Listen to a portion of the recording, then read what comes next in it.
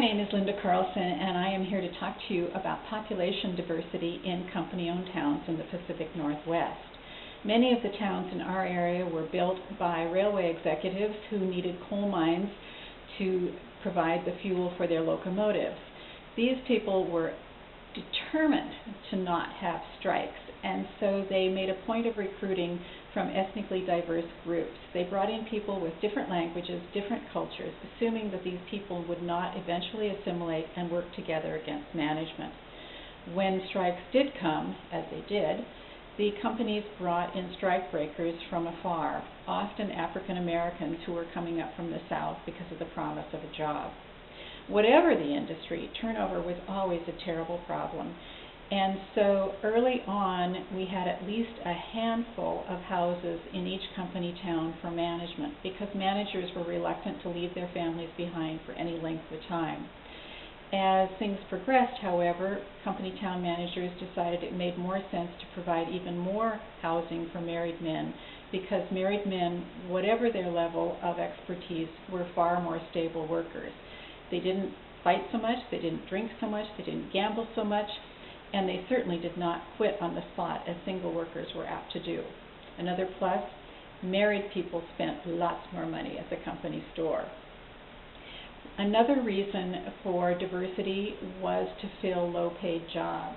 Bringing in a woman to staff the one-room schoolhouse was far more economical than bringing in a man. Most of these women came out of the short-term teacher training programs. They stayed for a year or two, and then they either married or they went back to school for more education.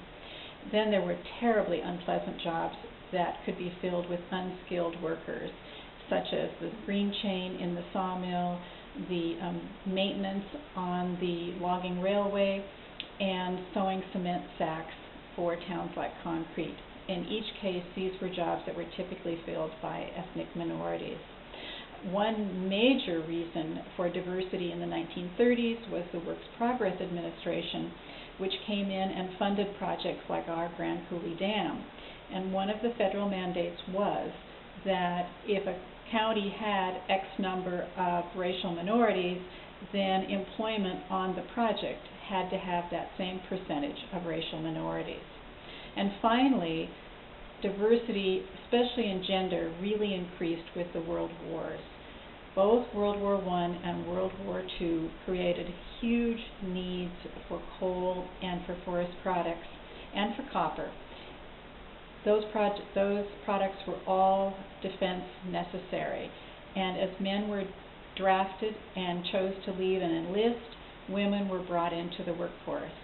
Women never worked underground in copper mining or in coal mining, but they did work for the first time in the offices for those companies in the company-owned towns. And in forest products, women actually did go to work in the sawmills, often on the green chain. And in our area, during World War II, we even had a few women out in the field surveying timber and determining which trees could be brought in. So that tells you a little bit about how diversity increased from white, male, young, and strong in company towns, and it's a topic I'd like to pursue on the Speakers Bureau.